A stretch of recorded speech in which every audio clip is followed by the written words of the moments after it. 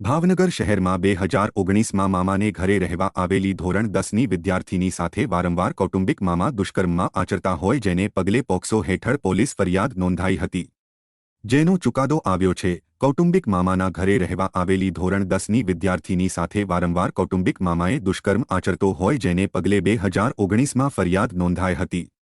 माता पिताने मारी नाखवानी धमकी आपी नोंधायेली फरियादमां पोलीसे आरोपीने झड़पी लीधा बाद कोर्टमां केस चाली जता कोर्टे आरोपीने 20 वर्षनी सजा अने 50,000नो दंड फटकार्यो छे।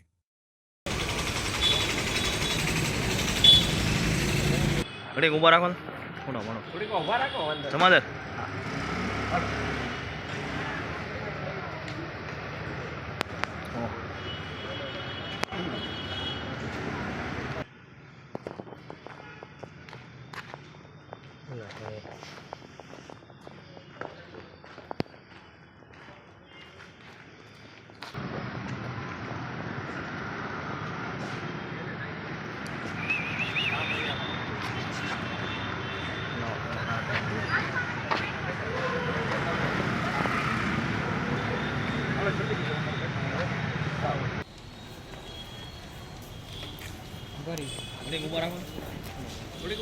વાંધો